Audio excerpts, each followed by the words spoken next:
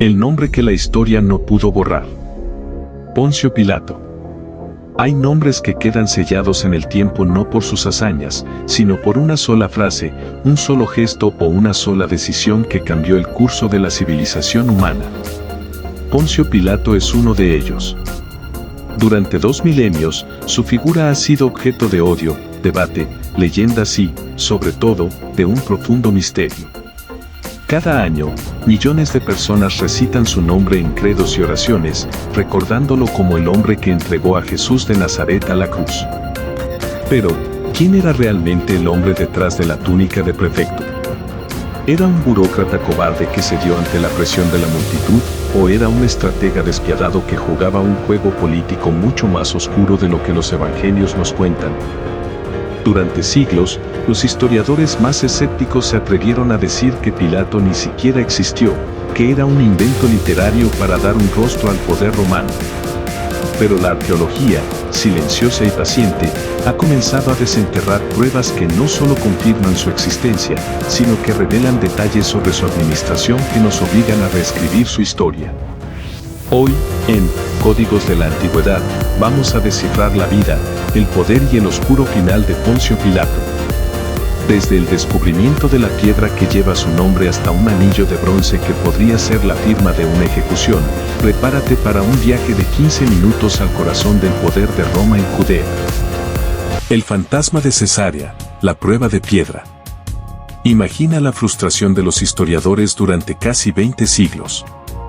Teníamos los relatos de los evangelios, las crónicas de Flavio Josefo y los escritos de Filón de Alejandría, pero ni una sola piedra, moneda o inscripción oficial mencionaba a Poncio Pilato.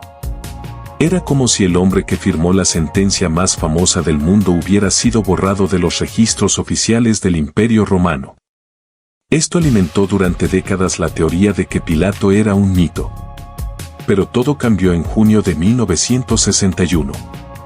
En la antigua ciudad costera de Cesarea Marítima, la capital administrativa de la Judea romana, un equipo de arqueólogos italianos liderado por el doctor Antonio Frova estaba excavando el Teatro Romano. Allí, utilizado de manera casi insultante como un escalón o parte del rellano de una escalera, encontraron un bloque de piedra caliza de 82 centímetros de altura. Al darle la vuelta, el mundo de la arqueología tembló. La inscripción en latín, aunque dañada, era inequívoca: Pontius Pilatus, prav, ectus iudea, eae. La inscripción revelaba dos cosas fundamentales. Primero, que Pilato fue una figura histórica real y tangible. Segundo, que su título correcto era prefecto, no procurador, como se creía anteriormente. Este detalle es crucial. Un prefecto era un rango militar, un hombre de acción, un ejecutor del César que gobernaba una provincia rebelde con el filo de la espada. Esta piedra, conocida hoy como la piedra de Pilato, es el acta de nacimiento arqueológica del hombre que cambió la historia. Nos dice que Pilato estaba allí, que tenía el poder y que construyó edificios en honor al emperador Tiberio, demostrando una lealtad absoluta a Roma por encima de cualquier consideración local. El carácter de un prefecto en hierro y sangre. Pero, ¿cómo gobernaba Pilato? Si leemos a los cronistas de su tiempo, el retrato es aterrador. Filón de Alejandría lo describe como un hombre de carácter inflexible, despiadado y obstinado. No era el hombre dubitativo que a veces vemos en el cine. Era un provocador. En una ocasión, desafió las leyes judías al introducir estandartes con la imagen del César en Jerusalén durante la noche.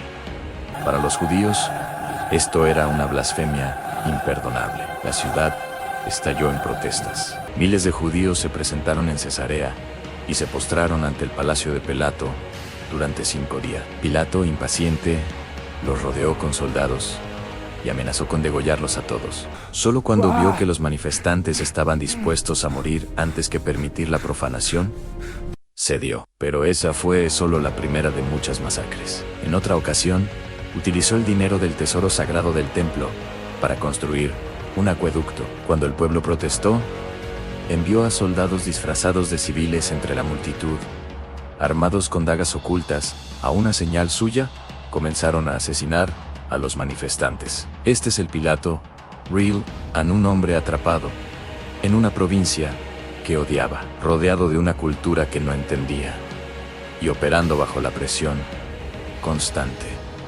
del emperador Tiberio, quien no toleraba el fracaso. Cuando Jesús es llevado ante él, Pilato no está pensando en la moralidad. Está calculando cómo evitar otra revuelta que pueda llegar a los oídos de Roma y costarle el cuello. El misterio del anillo, la burocracia de la muerte. Si la piedra de Cesarea fue el hallazgo monumental, en 2018 surgió un descubrimiento mucho más personal y perturbador en la fortaleza del Herodión, construida por Herodes el Grande en el desierto. Los arqueólogos habían encontrado décadas atrás un pequeño y sencillo anillo de bronce. Debido a su avanzado estado de corrosión, se guardó en un almacén durante 50 años. Sin embargo, gracias a las nuevas tecnologías de limpieza y fotografía multiespectral de la Universidad de Tel Aviv, el anillo reveló su secreto. En el centro, hay un grabado de una crátera, una vasija de vino, rodeada por una inscripción en griego en Pilato. No es un anillo de oro de un senador, es un anillo de sello, el tipo de objeto que se utilizaba para autenticar documentos oficiales. ¿Perteneció al mismísimo Poncio Pilato? Algunos investigadores sugieren que podría haber sido usado por un subordinado, un escriba o un oficial autorizado para firmar decretos en su nombre. Pero piensen en la implicación en este objeto. Representa la maquinaria administrativa del imperio. Representa el momento en que una sentencia oral se convierte en una orden escrita. Este anillo es la representación física de la burocracia de la crucifixión. Con un sello como este, se autorizaba el movimiento de tropas, la entrega de prisioneros y posiblemente la orden final de colocar el letrero de el INR, y que analizamos en nuestro primer video. Es un recordatorio de que la muerte de Jesús no fue solo un evento espiritual, fue un proceso legal romano, firmado, sellado y ejecutado con la eficiencia fría de una potencia mundial. El vínculo, Pilato y el diseño de la cruz. A lo largo de esta serie, hemos visto cómo cada pieza del rompecabezas encaja. Pilato es el eje central. Él es quien ordena escribir el INRI en 3 idiomas para humillar a los líderes judíos, creando sin saberlo un código que duraría milenios. Él es quien interactúa con el idioma arameo de los rebeldes. Él es quien maneja el poder político mientras Caifás maneja el poder religioso. Al conectar el anillo y la piedra con los clavos que encontramos en la tumba de Caifás, vemos una escena del crimen completa.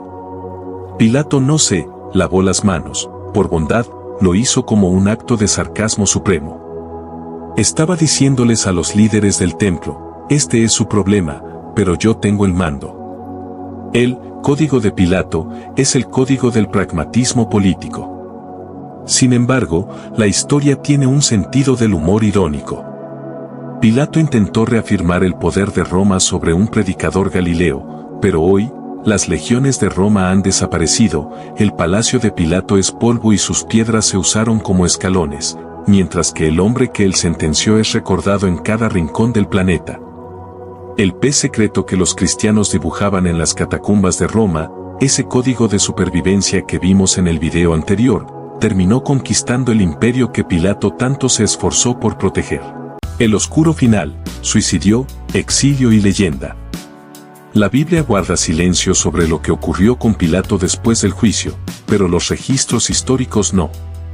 En el año 36 después de Cristo, después de otra masacre brutal, esta vez contra los samaritanos en el monte Gerizim, Pilato fue llamado a Roma por el gobernador de Siria para responder ante el emperador. Pero mientras cruzaba el Mediterráneo, Tiberio murió. Pilato llegó a una Roma bajo el mando del errático Calígula. A partir de aquí, el rastro se vuelve borroso. El historiador Eusebio de Cesarea afirma que Pilato, abrumado por la desgracia o la culpa, se suicidó. Otras tradiciones sugieren que fue ejecutado por Calígula. Pero hay una leyenda que persiste en Suiza, se dice que su cuerpo fue llevado al monte Pilatus, cerca de Lucerna. Los lugareños creían que su espíritu atormentado causaba tormentas en el lago cada vez que alguien se acercaba. Por el contrario, en la Iglesia Ortodoxa etíope, Pilato es considerado un santo, creyendo que su lavado de manos fue un acto de reconocimiento de la inocencia de Cristo y que terminó convirtiéndose. ¿Santo o demonio? ¿Villano o víctima? La arqueología nos ha devuelto al hombre de carne y hueso, el prefecto que firmó la sentencia. Al final, Poncio Pilato es el espejo de la humanidad, alguien que vio la verdad frente a sus ojos, pero prefirió la seguridad del poder y el silencio de la indiferencia. Conclusión. Hoy hemos descendido a las profundidades del poder romano para entender al hombre que intentó lavarse las manos de la historia. Pero nuestra investigación no termina aquí. Hemos descifrado los símbolos, el idioma, los clavos y el poder político de Pilato.